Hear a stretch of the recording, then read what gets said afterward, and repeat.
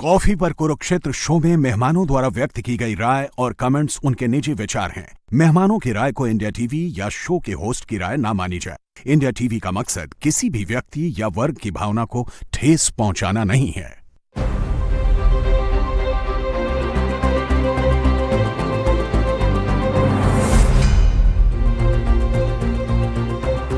नमस्कार, बहुत स्वागत है आप सभी का आपके प्रोग्राम कॉफी पर कुरुक्षेत्र में। हूं सौरभ शर्मा आपके साथ। सबसे पहले आपको हैप्पी होली की बहुत बहुत शुभकामनाएं। प्रोग्राम में हम कोशिश करते हैं वो बताएं जो कोई और आपको नहीं बताता, और आज तो बहुत बड़ी खबर आ सकती है, बहुत बड़ी खबर का दिन बन सकता है। होली पे ऐसी खबर आमतौर पर कभी आई नहीं कि देश की सियासत में इतना बड़ा कदम, इतना बड़ा परिवर्तन हो जाए। बिहार में नीतीश कुमार क्या मुख्यमंत्री का पद छोड़ने वाले हैं? क्या नीतीश कुमार दिल्ली में राज्यसभा में आने वाले हैं? क्या नीतीश कुमार के बेटे निशांत कुमार राजनीति में आएंगे? केवल राजनीति में नहीं आएंगे, सीधे बिहार की सरकार में डिप्टी सीएम बन जाएंगे, या वो राज्यसभा जाएंगे? सारे अभी ये बातें चल रही हैं और आप सियासी सरगर्मियां पटना में देख ही रहे हैं। विधायक बुला लिए गए हैं जेडीयू के पटना। इसके अलावा भी नीतीश कुमार एक बहुत इंपॉर्टेंट मीटिंग में हैं अपने सहयोगियों के साथ। खबर यह है कि बीजेपी ने ये जेडीयू से कहा कि आप नीतीश जी को ये सुझाव दे दें हमारी तरफ से कि वो जिसे चाहें और मुख्यमंत्री बना दें, क्योंकि उनका स्वास्थ्य ठीक नहीं चल रहा है। लेकिन यह फैसला पूरी तरीके से उन पर छोड़ दिया गया है, वो क्या निर्णय करते हैं। उनसे ये नहीं कहा गया है कि आप अपनी जगह इसको बनाइए या उसको बनाइए या हमारी पार्टी का बनाइए, वो जो तय करें अपने स्वास्थ्य को देखते हुए। लेकिन उनको एक ऑप्शन दे दिया गया कि राज्यसभा की नॉमिनेशन का वक्त है, कल तक का समय है, आप सोच लें। अच्छा, ऐसा भी नहीं है कि ये आज सुबह कहा हो कि शाम को 8 बजे तक बताइएगा या कल कहा गया होगा। ये बातें चल रही होंगी, तो ये बातें कई दिनों से इस पर उनकी चर्चाएं भी हो रही होंगी। लेकिन आज चूंकि कल लास्ट डे है नॉमिनेशन का राज्यसभा का, तो उनको आज ये निर्णय करना पड़ेगा। आज नहीं तो सुबह तक करना पड़ेगा, बताना पड़ेगा। इसीलिए इस वक्त ये माना जा रहा है कि बिहार से कोई भी बड़ी खबर किसी भी वक्त आ सकती है। हो सकता है अभी हम कॉफी में आपसे बात कर रहे हो तभी ये खबर आ जाए। प्रदीप सिंह जी प्रोग्राम में आ गए। सर बहुत स्वागत। अनंत विजय जी हमारे साथ हैं, इंडिया टीवी के पॉलिटिकल एडिटर देवेंद्र पराशर हमारे साथ हैं। सर, होली खराब करने का यही तरीका मिला था आपको हमारी? मतलब इतनी बड़ी खबर, हो भी होली के दिन, छुट्टी के दिन, आधी दुनिया जो है वो रंग खेल रही है और बिहार में सरकार बदल जाएगी। सर, ये प्रश्न जो है ये श्रीमान देवेंद्र पराशर जी से आपको सबसे पहले पूछना चाहिए। आपके पॉलिटिकल एडिटर हैं, जिसको फोन करो वो यही कह रहे हैं देवेंद्र जी चला रहे हैं, देवेंद्र जी चला रहे हैं। सही बात है ना? तो आप पूछे ना इनसे कैसे देवेंद्र जी क्यों होली खराब कर रहे हैं? बताइए, आप पहले बताइए कहां से हुआ ये? अभी तकरीबन 6-7 रोज पहले बीजेपी ने जेडीयू को ये कम्युनिकेट किया था कि स्वास्थ्य वजह जैसी चीज़ें हो रही हैं, जैसे बहुत सारी चीज़ें तो सार्वजनिक तौर पर दिख रही हैं, बहुत बंद कमरे में मीटिंग में होती हैं, चाहे कैबिनेट की मीटिंग हो या पार्टीज की मीटिंग हो। तो उन सारी चीज़ों को देखते हुए जेडीयू के लोगों को बीजेपी के लीडरशिप ने ये बताया कि बेहतर होगा कि नीतीश जी अब इस बारे में सोचें कि स्वास्थ्य जितना बड़ा चैलेंज उनके लिए हो गया है, तो उसमें मुख्यमंत्री कोई और बन जाए, वो उस जगह से हटें और राज्यसभा आ सकते हैं। राज्यसभा की सीट खाली हो रही है, जेडीयू के कोटे में 2 सीट है भी, तो उससे वो राज्यसभा आ सकते हैं। फैसला लेकिन नीतीश जी को करना है कि क्या वो मानते हैं कि हाँ उनको कुर्सी छोड़ना चाहिए, अभी इस वक्त छोड़ना चाहिए। दूसरा, अगर वो ये फैसला लेते हैं तो उनकी जगह पे मुख्यमंत्री और कौन हो सकता है, उनकी पार्टी से होगा या बीजेपी से होगा, वो तो तब की बात आएगी जब एक बार नीतीश जी ये फैसला कर लें। जब तक हम लोग बात कर रहे हैं तब तक, अब से थोड़ी देर पहले हमने चेक किया था, ये फैसला नीतीश जी ने किया नहीं है, अपनी पार्टी के नेताओं को भी नहीं बताया, बीजेपी को तो नहीं बताया। बीजेपी ये उम्मीद कर रही है कि आज रात तक ये इन्फॉर्मेशन उनको मिल जाएगा कि क्या नीतीश जी ने उनकी सलाह मानी या उनकी सलाह को दरकिनार करते हुए मुख्यमंत्री में ही होगा। सुझाव है कि दबाव है? निश्चित तौर पर सौरभ, सुझाव है। दबाव इस लिहाज से होता कि अगर कोई ऐसा काम करने को कहा जाता जो नीतीश जी को नहीं करना चाहिए और तब करने को कहा जाता। समझ रहे हैं? नीतीश जी की जो मतलब जो दिख रहा है, हम लोग डॉक्टर नहीं है, ना कोई मेडिकल बुलेटिन है अपने पास, लेकिन जो दिख रहा है उसके हिसाब से ऐसे शारीरिक चैलेंजेज हैं जिसमें मुख्यमंत्री की कुर्सी छोड़ने की बात कहना एक सुझाव ही हो सकता है, दबाव नहीं। ये बहुत सहज चीज़ है। तो साल भर से रहा है। उसमें 2 चीज़ें थी। पहली बात तो ये कि पॉलिटिकली भी आपको ध्यान रखना होगा। दूसरा कि कोई समस्या अगर किसी को कुछ हो रही है और बाकी काम वो लगातार करते जा रहा है, और जाहिर तौर पे इसके अलावा बहुत सारी जो मेडिकल कंसल्टेंसी वगैरह होगी वो हो रही होगी। ऑफिशियली कुछ नहीं कहा गया इसलिए हम लोग पक्के तौर पर उसमें कुछ नहीं कह सकते, लेकिन वो सब कुछ हो ही रहा होगा तो उसमें आप वेट करते हैं ना। जैसे नवीन पटनायक का उड़ीसा में अभी आपने देखना, कई बार तबीयत खराब हो, कोई बात हो तो वो खिंचता है। अभी जो समय है इसमें पॉलिटिकली कोई नुकसान नहीं है। बीजेपी के सामने सबसे बड़ी चिंता ये है कि वो ये अफोर्ड नहीं कर सकती कि कहीं से ये मैसेज चला जाए कि नीतीश कुमार को उसने जबरन हटने को कहा या हटाने की कोशिश हुई, क्योंकि आरजेडी उसके बाद उस मुद्दे को लेके और इस मंशा से कहा भी नहीं गया है। बिल्कुल ठीक है, ओके। तो देखिए, दो बातें कंफर्मेशन के क्षेत्र में है, बाकी स्पेकुलेशन में या ये कयासबाजी में। कंफर्मेशन जिन बातों की है वो एक देवेंद्र ने आपको बता दिया, बीजेपी की तरफ से ये साफ साफ ऑप्शन दे दिया गया कि भाई ये एक ऑप्शन है कि आप राज्यसभा आ सकते हैं, किसी को बना दीजिए अपनी जगह पर स्वास्थ्य कारणों से। तो ये एक खबर है, ये इसमें कोई इफ एंड बट नहीं है। दूसरी जो खबर है वो ये कि निशांत मतलब इनके बेटे नीतीश कुमार जी के, वो पॉलिटिक्स में आ रहे हैं। इसकी पुष्टि की है खुद जेडीयू ने। जेडीयू में जो नीतीश कुमार के बहुत खास श्रवण कुमार, आज बताया इन्होंने, बहुत क्लोज हैं उनके, उन्होंने ये बाकायदा मीडिया को बुला करके ये इंफॉर्मेशन दी कि वो राजनीति में आ रहे हैं। अब इसके आगे वो डिप्टी सीएम बनेंगे, मंत्री बनेंगे, राज्यसभा जाएंगे, जो भी होगा वो फिर स्पेकुलेशन है। वहां खबर इतनी है कि वो भी राजनीति में आ रहे हैं। लेकिन इन दोनों बातों को अगर आप जोड़ दें तो फिर बहुत बड़ी बात समझ में आती है। निशांत यूं ही तो नहीं आएंगे, इस मरहले पे क्यों आ रहे हैं राजनीति में, जब ये बात चल रही है कि नीतीश जी छोड़ दें, नीतीश जी किसी और को मुख्यमंत्री बना दें। सर नहीं, देखिए, इस समय ईरान के खिलाफ अमेरिका और इजराइल का युद्ध चल रहा है, तो मोसाद की बहुत बात हो रही है, मोसाद की ह्यूमन इंटेलिजेंस की बहुत बात हो रही है। बीजेपी भी उसी तरह से काम करती है। 2020 के चुनाव के बाद जब नीतीश कुमार चले गए और फिर आए, उसके बाद से बीजेपी ने यह ऑपरेशन शुरू किया, मेरा यह मानना है। जेडीयू के ही लोगों को, जैसे मोसाद करता है कि उन्हीं के सिस्टम से लोगों को अपनी ओर मिला लेना, तो जेडीयू के दो बड़े नेता बीजेपी का काम जेडीयू में कर रहे हैं। ये सबको मालूम है। बिहार में ऐसा, बिहार की राजनीति के बारे में जो जानता है सब जानते हैं, कोई उन दोनों की नौकरी ले लेंगे सर। आप देखिए, जो जासूस होते हैं उनका नाम ऐसे सार्वजनिक रूप से थोड़ी इसका नाम लिया, ये इतना ओपन सीक्रेट है कि कोई नाम नहीं लिया जाएगा। जरूरत भी नहीं है, सब जो सबको मालूम है वो बताने की क्या जरूरत है।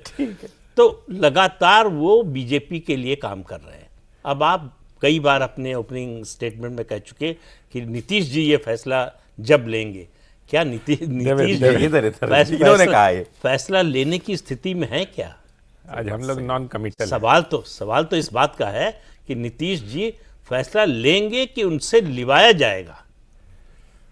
ये बीजेपी, पूरी तरह से मेरा मानना है कि बीजेपी का ऑपरेशन है। बीजेपी ने जब वो लौट कर आए उसके बाद से तय कर लिया था कि अब नीतीश कुमार को मुख्यमंत्री पद पर नहीं रहने देना है। कब, ये सवाल था। जैसे ऑपरेशन जब हुआ ईरान में, टाइमिंग तय की गई कि जब 50 कोर कमांडर्स बैठे हुए थे तब बम गिराना था, तो टाइमिंग बीजेपी ने तय की है कि अब इस समय जो है चेंज का समय आ गया है। और ये इसलिए तय किया है कि जेडीयू के आम कार्यकर्ता से लेकर नेता तक सबने मान लिया है कि नीतीश जी का स्वास्थ्य ठीक नहीं है। तो ये कोई ऐसा नहीं लगेगा, अगर ऐसा ये होता है फैसला कि बीजेपी जबरदस्ती कर रही है, कब्जा करने की कोशिश कर रही है या उनको हटाने की कोशिश कर रही, तो ये मैसेज नहीं जाएगा। ये बीजेपी ने इंश्योर कर दिया कि ये स्थिति आ गई है। तो ऐसी स्थिति में मुझे जो लगता है मुख्यमंत्री बीजेपी का ही होगा। मतलब ये भी ठीक कह रहे हैं कि बीजेपी दबाव नहीं डाल रही है, और आप भी ठीक कह रहे हैं जरूरत नहीं है। हम कह रहे हैं बीजेपी ने दबाव डालने के लिए जेडीयू में लोग रखे हुए हैं। हाँ नीतीश जी अब नाम बताएंगे। ये मेरी जानकारी में नहीं है। इन्होंने एक बात ये कही, आप भी तो बहुत भोले हैं ना। इन्होंने कहा ना कि जो बिहार की राजनीति को करीब से जानता है, तो हम लोग तो देश की राजनीति पर नजर रखते हैं भाई, बिहार की राजनीति। देखिए, खबरों से मुझे कोई दिक्कत नहीं है, लेकिन यही नीतीश कुमार की यही स्थिति लगभग चुनाव के समय भी थी, है ना। उसमें ज़्यादा डिटोरिएशन उनके हेल्थ में हुआ है, ऐसी कोई प्रामाणिक जानकारी सामने नहीं आई है। सार्वजनिक रूप से उनकी जो कुछ चीज़ें हैं वो थोड़ी बढ़ गई हैं, तो इसलिए ये कयास लगाया जा रहा है। लेकिन जो मैंने इनकी बात काटने का सामर्थ्य है, न देवेंद्र जी के बात काटने का मुझे सामर्थ्य है।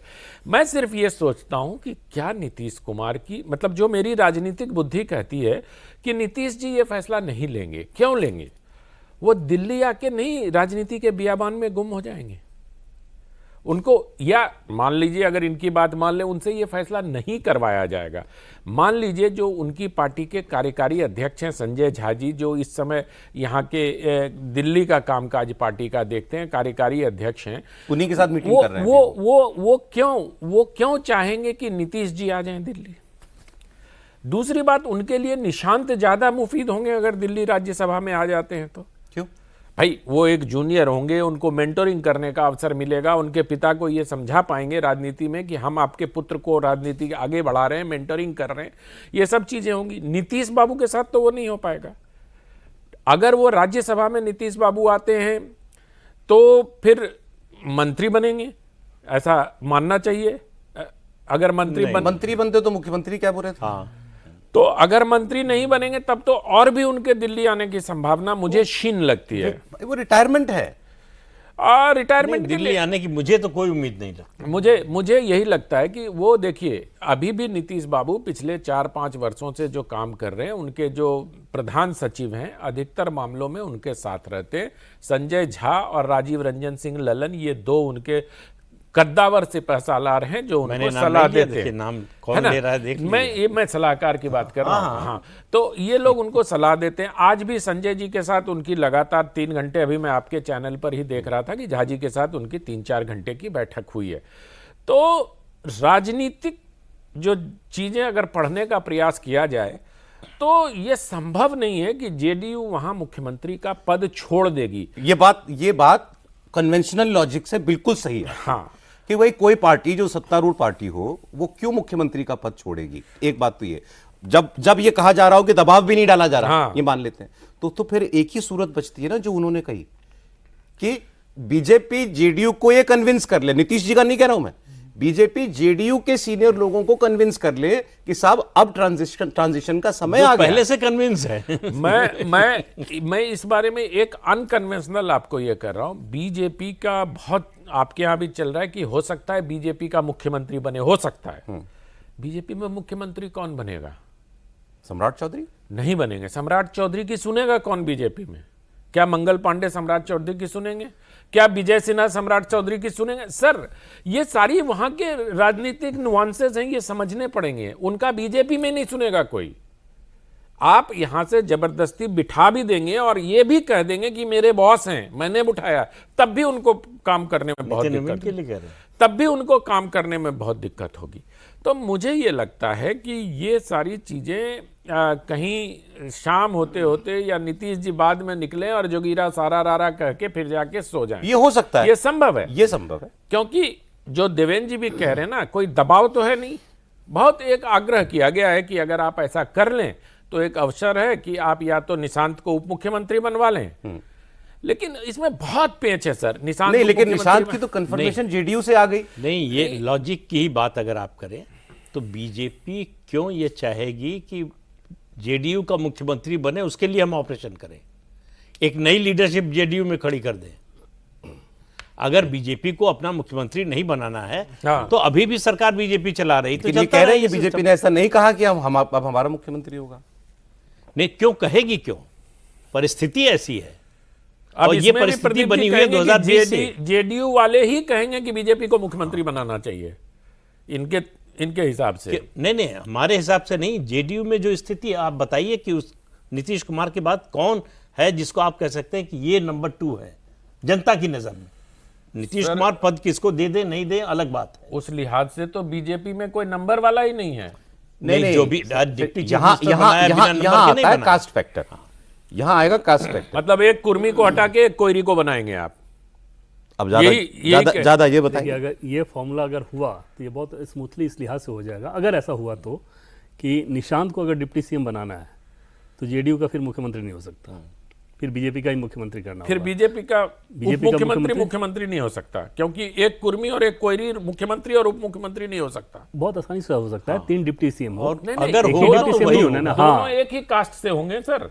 हाँ, 3 डिप्टी सीएम होंगे ना, जैसे भूमियार भी डिप्टी सीएम, सर एक भूमियार कोयरी डिप्टी भी सीएम, एक डिप्टी सीएम, एक कुर्मी डिप्टी सीएम। और नहीं, कुर्मी सीएम अगर हो जाए, कुर्मी वो तो माननीय सम्राट तो चौधरी, यही एक कोयरी कॉम्बिनेशन है। कोयरी सम्राट चौधरी हो CM हो गए, गए, कुर्मी और डिप्टी सीएम, दूसरा भूमियार डिप्टी थोड़ा सा सीएम। अन्य जातियों के समीकरण को देखते हुए मुझे कोयरी कुर्मी सीएम नहीं, डिप्टी जैसे सीएम अभी क्या है, अभी कुर्मी, वही है। अभी जो व्यवस्था वही है ना, अभी तो खैर पार्टी, हाँ चलिए दोनों हो मिलकर, सकता तो है। वो समस्या नहीं है। दूसरी चीज कि बीजेपी का मुख्यमंत्री हो तो कोई सुनने वाला नहीं, ये तो दूर दूर तक समस्या नहीं है। भजन लाल शर्मा की लोग सुन लेंगे, उड़ीसा वाले मोहनलाल रेखा जी सुन लेंगे, वो मतलब बीजेपी में तो ये समस्या ही नहीं होती।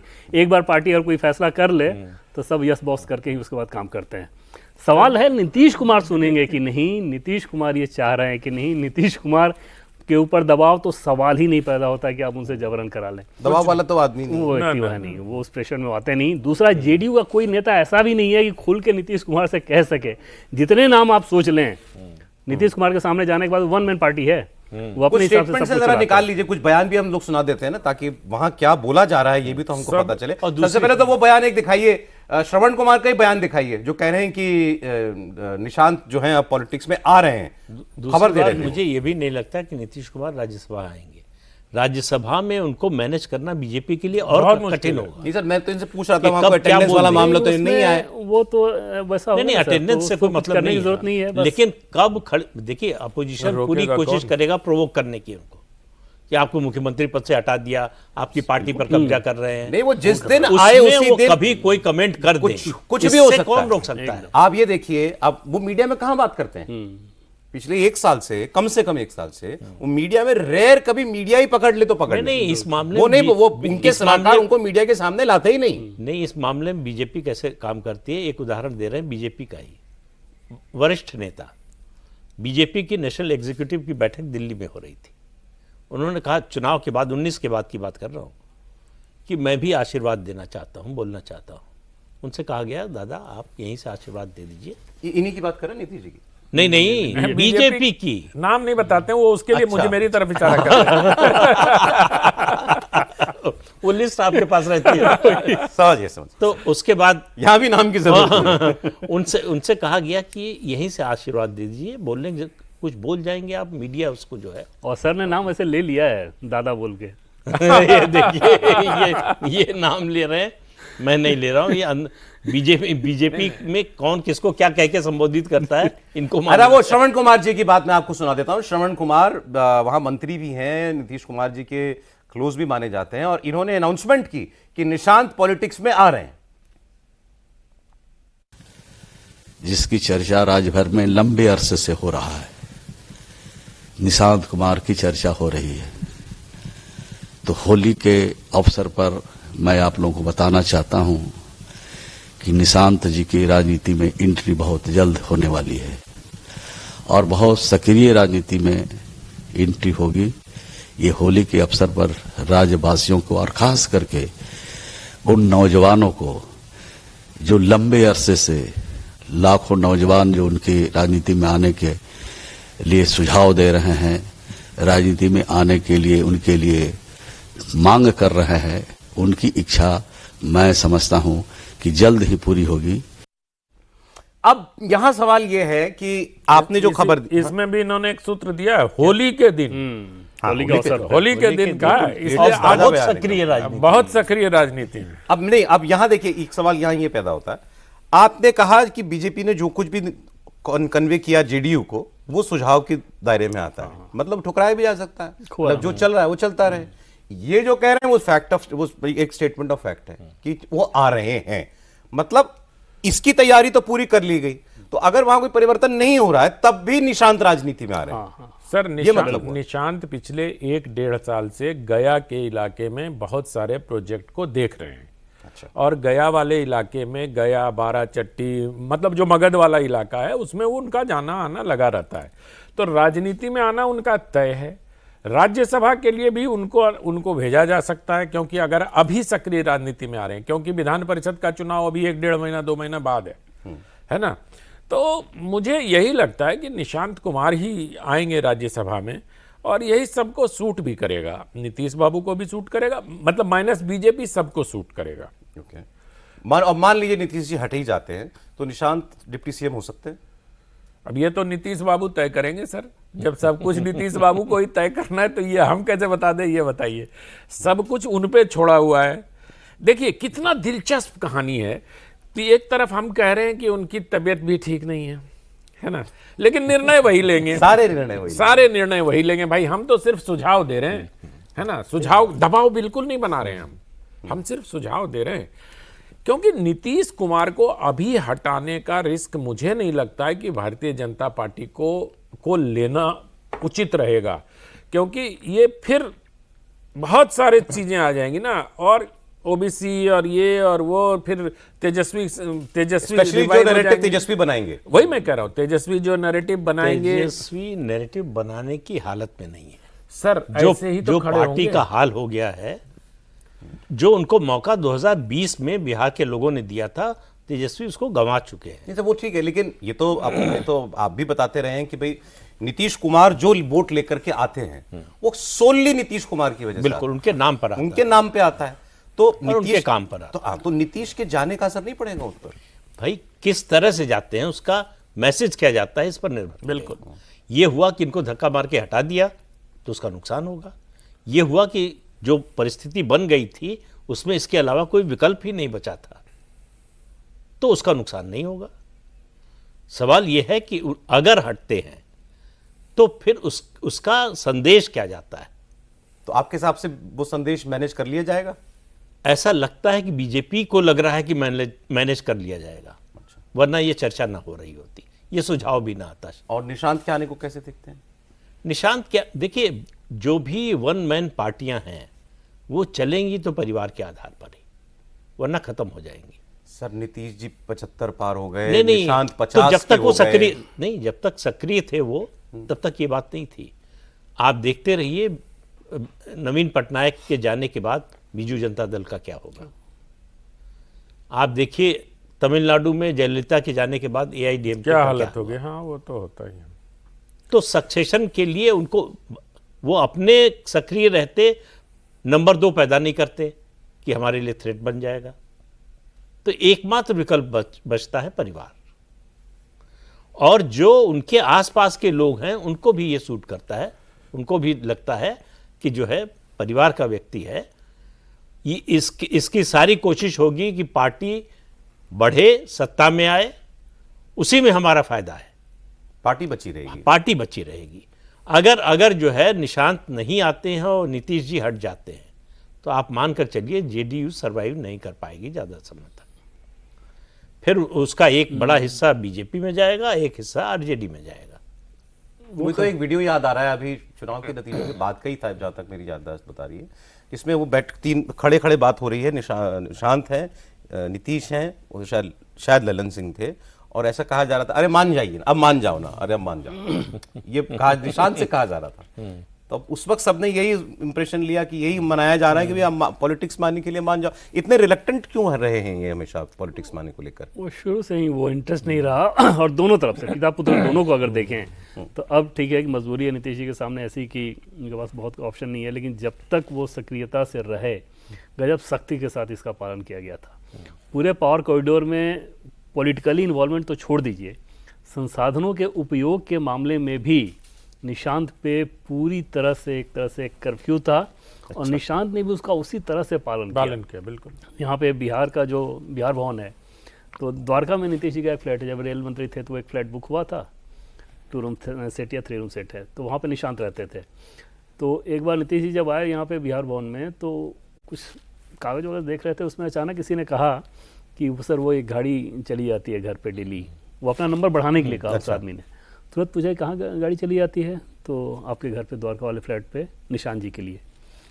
उन्होंने बुला के फटकार लगाई कि किसके कहने पे और किस मद में ये गाड़ी भेजी जा रही है, निशांत क्या है सरकार में जो उनके लिए गाड़ी जा रही है, डेली जा रही है। और बाकायदा एक सर्कुलर लगवाया था जो कि नोटिस बोर्ड पे लगा कि इस मद में कोई भी गाड़ी कहीं नहीं जाएगी। तो बहुत सख्ती से उन्होंने उसका पालन किया था। लेकिन अब JDU के सामने मजबूरी है, JDU के एक नेता कुछ दिन पहले बता भी रहे थे कि हमारे सामने ये मजबूरी है कि नीतीश जी स्वास्थ्य की वजह से अब उस सक्रिय उस रूप में है नहीं, तो निशांत वो एक चेहरा हैं। हालांकि वो ये बात भी कह रहे थे कि अगर नीतीश जी से तुलना करें निशांत, तो पॉलिटिकल शार्पनेस या बाकी चीज़ों में आसपास भी नहीं हो सकते, लेकिन मजबूरी में कम से कम कोई एक चेहरा तो लेके आप पार्टी को आगे बढ़ाने की कोशिश करेंगे ना, जिससे आपके कैडर को मैसेज रहे। राहुल जी वाला हाल है कि परिवार से एक आदमी आ गया तो पार्टी बची रहेगी कम से कम। हालांकि परिवार में भी हमने देखा है, राजनीति में परिवार के लोग भी आते हैं तो पार्टी बच नहीं पाती है। आप अभी तुलना गलत कर ली। एक जगह जहां पिता जो है मुख्यमंत्री बेटे को एक गाड़ी नहीं देना चाहता, और वहां सब कुछ दे दिया गया और ग्रूम किया गया। राहुल गांधी तो ग्रूम हुए हैं भाई इस काम के लिए कि तुम्हें एक दिन देश का प्रधानमंत्री बनना है। मैंने तो उसके लिए कर ही नहीं रहा, मैं तो सिर्फ पार्टी तोड़ने और पार्टी के टूटने की तुलना में कह रहा हूं कि चलो भाई निशांत को आगे कर दो। लेकिन कई बार ऐसे भी भारतीय राजनीति में उदाहरण है कि परिवार का व्यक्ति भी आता है तो पार्टी नहीं बच पाती है। या ये DMK का ही उदाहरण है। MGR एमजीआर के बाद जयललिता जैसी प्रखर नेतृत्व था तो वो पार्टी बची रह गई, क्योंकि एमजीआर ने अपने सामने तैयार कर लिया था कि मेरे बाद ये, नहीं तो उनकी पत्नी भी तो आई थी कुछ कुछ जानकी और क्या जानकी रामचंद्रन, और मुख्यमंत्री भी बना दिया गया था। तो ऐसे उदाहरण भी हैं। तो मुझे लगता है कि निशांत एक रिलक्टेंट पॉलिटिशियन के तरफ पर ही आएंगे, क्योंकि अब तक उनकी रुचि राजनीति में देखी नहीं गई है। ऐसा होता है ना कि पिता बहुत सख्त है, तो पिता जब कमजोर होता है तो पुत्र प्रबल हो जाता है, तो वो प्रबलता भी नहीं दिखाई देती। आई जस्ट होप कि उनको सरकार में ना लाया जाए, मतलब ये मेरी इच्छा है।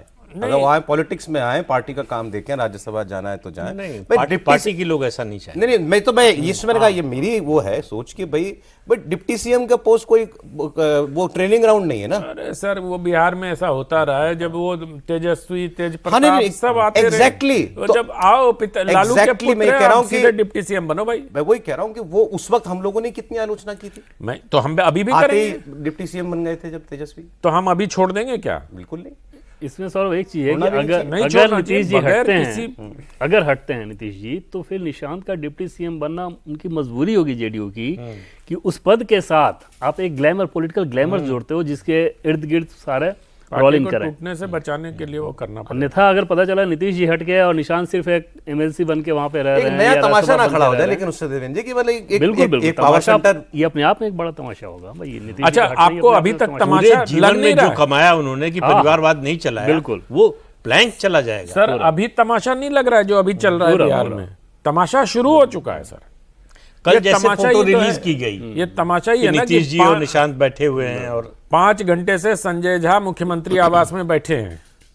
कभी बाहर निकलते हैं, कभी अंदर जाते हैं, फिर विधायक को बुला लेते हैं, कभी किसी को बुला लेते हैं, कभी किसी से फोन पे बात बाहर करते हैं। फोन करने आ रहे हैं क्या? नहीं, बाहर बहुत सारे देवेंद्र जी जैसे पत्रकार उनको फोन कर रहे होंगे ना भाई, पता करने के लिए कि क्या हो रहा है। कहा कि भाई अब देवेंद्र जी का फोन जाएगा आपकी तो मासूमियत के क्या कहने भाई। तो ये सारी देखिए, बीजेपी को जो कम्युनिकेट करना होता है ना, कि बहुत आराम से क्रिस्टल क्लियर शब्दों में कम्युनिकेट कर दिया जाता है, बार बार उसमें कम्युनिकेशन की जरूरत नहीं पड़ती। एक बार सलाह देना था, वो दे दिया गया, और 6 दिन पहले दे दिया गया था। बट एटलीस्ट 6 दिन पहले तो मुझे पता है, हो सकता है उसका और पहले भी कहा गया, और 6 दिन पहले बीजेपी के एक नेता ने और कहा वो कि हमने 2-3 ये सलाह शब्दों दिया में ही है। होता है, विप्लव देव को मुख्यमंत्री बना दो, ठाक फोन रख दिया। उसके बाद फोन आते रहा, किसी ने उठाया भी नहीं। तो वो सही कह रहे हैं। आज अगर नीतीश कुमार मना कर देंगे, सॉरी, तो कोई बात आपका सुझाव अच्छा कोई फर्क नहीं पड़ेगा, और बीजेपी का नेता कोई आके ये क्लेम भी नहीं करेगा कि हाँ हमने ये सलाह दी थी या वो कुछ किया। मीडिया ये तो वो कभी भी नहीं वो करेंगे। चुपचाप वो एकदम मीडिया रह पे जाएंगे ठीक ऐसे। रिपोर्ट- लेकिन गवर्नेंस को लेके वो एक कंसर्न है कि इस तरह से गवर्नेंस नहीं चल रहा है। उसमें बहुत सारे उदाहरण दिए जा रहे हैं, जैसे कैबिनेट की बैठक के बहुत सारे उदाहरण देके बताए जाते हैं कि किस प्रकार से मुख्यमंत्री को जैसे होना चाहिए वो बिल्कुल नजर नहीं आ रहे हैं। तो आखिर आपने बिहार की जनता से जो वायदा किया है उसको परफॉर्म भी करना है, आगे आपको लीडरशिप भी ग्रूम मैं करना एक है। चीज कहना चाह रहा था, मतलब मैं हिचक इसलिए रहा था कि भाई स्वास्थ्य वाली बात है, इसीलिए सिर्फ। अब नीतीश जी को कोई ये समझा रहा हो कि सर बीजेपी वाले ये कह रहे हैं कि आप राज्यसभा चले जाइए, नीतीश जी की जो अवस्था है वो उसको कैसे ग्रहण करेंगे उस बात को? कोई नहीं बता सकता, नीतीश जी भी नहीं बता बहुत सकते। difficult काम है। वही बात है, बहुत difficult क्या वो काम इस है। पोजीशन में है कि वो ये फैसला करें? पहली बात तो सौरभ ये, और दूसरी जो कहने जाएगा क्या वो ये खतरा उठाने को हाँ, तैयार वो रहेगा? खतरा कौन उठाएगा? क्योंकि जैसे ही मतलब नीतीश जी फॉर्म में आएंगे, फिर उसका क्या होगा? वो यहाँ यही कहा जा सकता है कि अब आप दिल्ली की राजनीति फिर करते तो अच्छा रहता, और यहाँ निशांत के लिए कर दिया जाए कैसा रहेगा, इस तरह की बात करके आप उनका मूड भांप सकते हैं।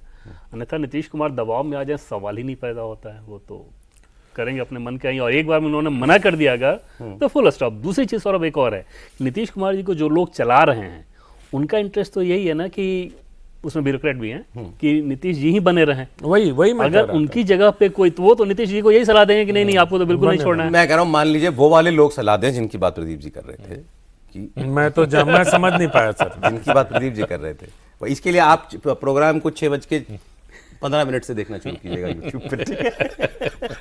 तो नहीं, मैं कह रहा हूँ प्रॉब्लम है कि नीतीश जी ने मुझसे कहा था ऐसे कहा गया, तो नीतीश जी ने कह दिया क्यों, हम क्यों छोड़े, बात खत्म। क्या कहेंगे इसके बाद? नहीं, कोई जवाब ही न दे, ये भी संभव है। आप 2 मिनट बैठे रहिए, उठ के चले जाइए।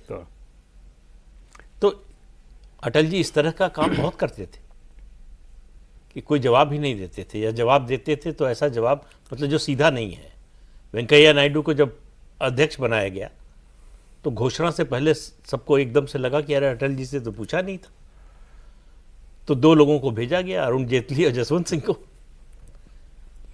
तो उन्होंने बताया कि अध्यक्ष बनाने की सोच रहे हैं, तो कुछ नहीं बोले, आंख बंद किए बैठे थे।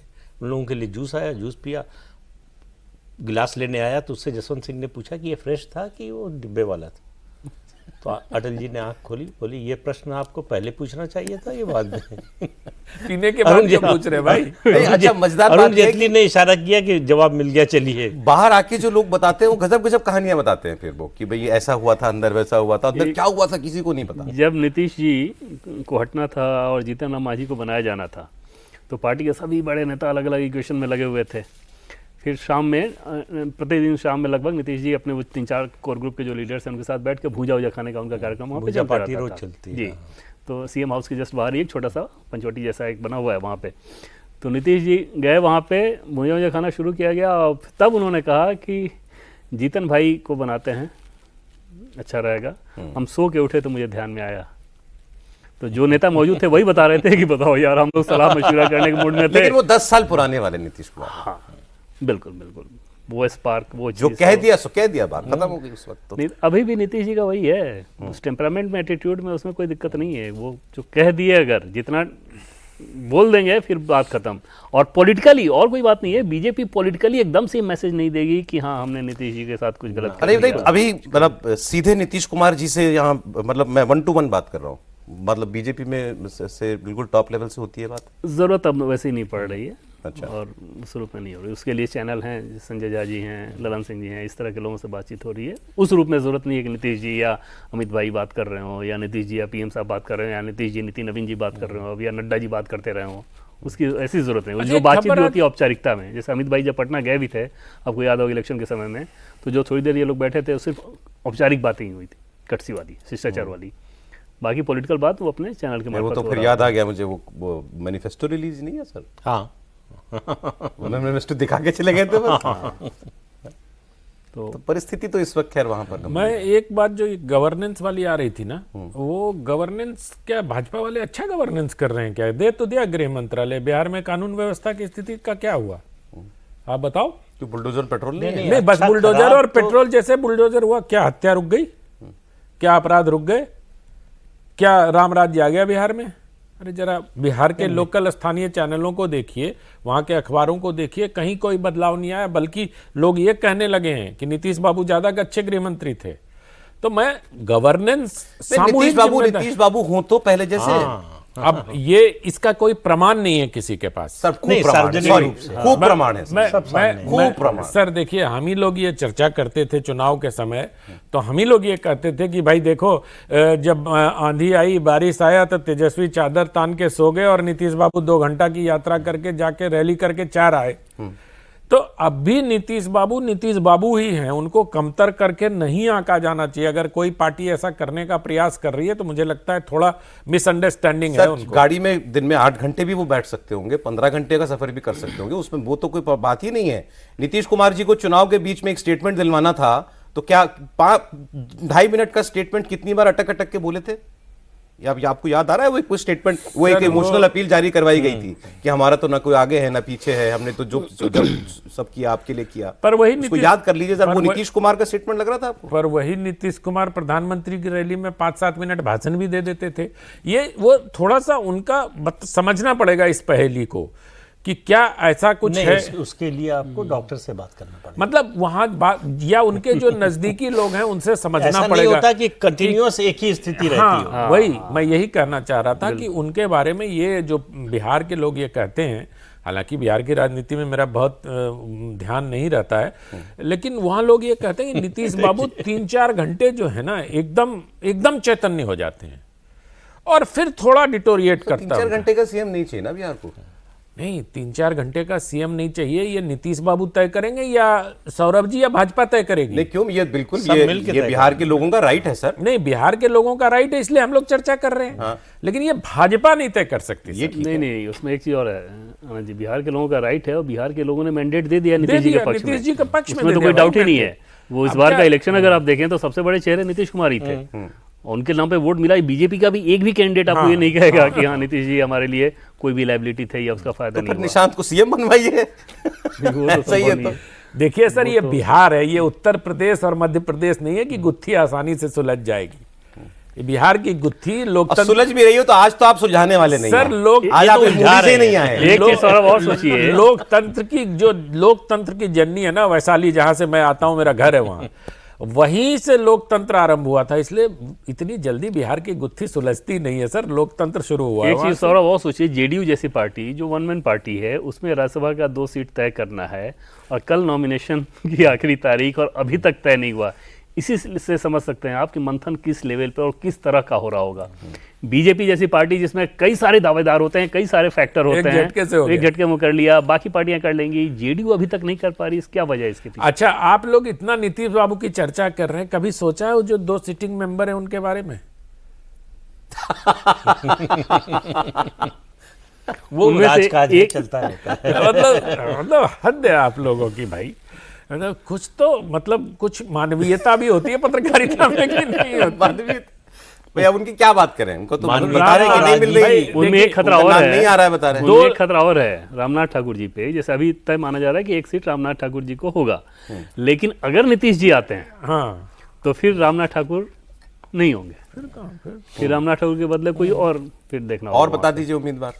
नहीं, हरिवंश वो जी तो- का तो मुझे लगता है कि शायद हो भी जाए। क्या हरवंश जी का? हाँ, क्योंकि वो मुझे तो थोड़े doubt वो थोड़े आइडियोलॉग किस्म के हैं। और चलिए, जब इतनी बात हम लोग अब आप यहाँ तक ले ही आए हैं तो फिर क्यों राज्यसभा की बात थोड़ी कर लेते हैं ना। महाराष्ट्र से एक बड़ी इंटरेस्टिंग नहीं, पहले एक जरा इनसे हम जानना चाहते हैं उपेंद्र कुशवाहा का क्या होगा। नहीं, वो तो लड़ रहे हैं। लड़ तो रहे, पर वो तीसरे कैंडिडेट है। अब अन्याय, अब तीसरे इनको अन्याय कैंडिडेट नहीं दिख रहा है नहीं। जो जीतन राम जी के साथ जो अन्याय हुआ है। नहीं, वो मतलब रोज मैं उसके कहते हैं कि हमसे ये वादा किया गया था। नहीं, वो ठीक है, उनका अधिकार है। वो निजाम राम जी का किस्सा बता तो दिए कि सोने के बाद उठ के सीएम बना दिए थे। अब कितना न्याय चाहिए? एक बार महाराष्ट्र वाली बात में कर लूं। महाराष्ट्र में क्या है, 7 सीटें हैं महाराष्ट्र के अंदर और इसमें बाकी एक सीट इनकी है।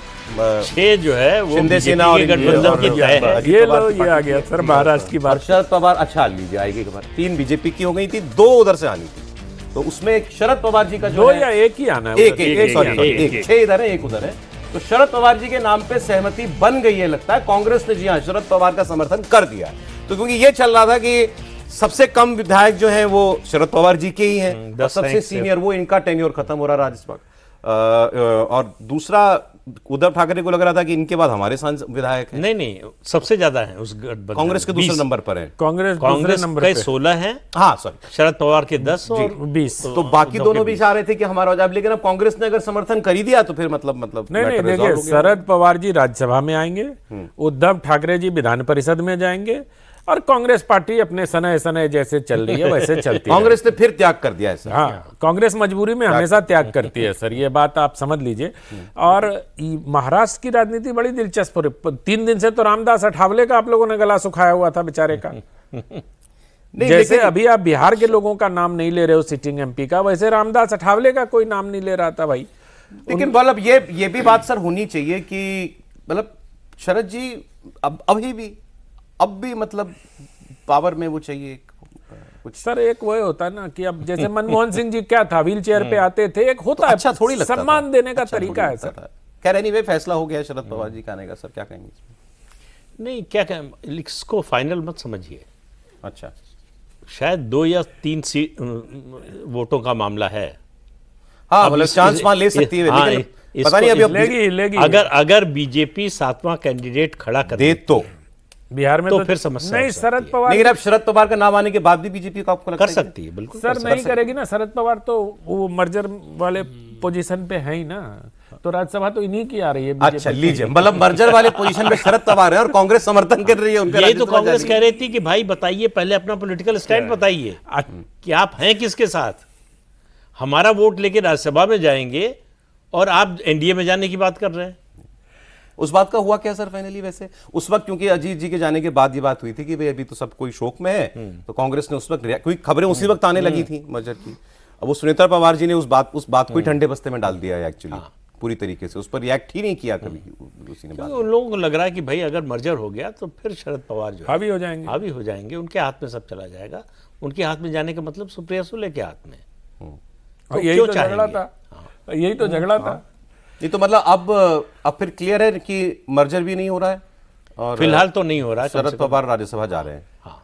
बात तो उनकी बेटे की भी हो रही थी राज्यसभा जाने की, सुनीता जी के बेटे की। हाँ हाँ हाँ, वो तो जा ही रहे, वो तो एनडीए से जा रहे हैं, दो है ना, तो वो तो एनडीए से जा रहे उनका हैं। जाना तय है। लेकिन देवेंद्र जी से एक सवाल आज बनता है कि अगर नितिन नवीन जी राज्यसभा में आ जाते हैं आ ही रहे हैं। तो मतलब नेता सदन कौन होगा?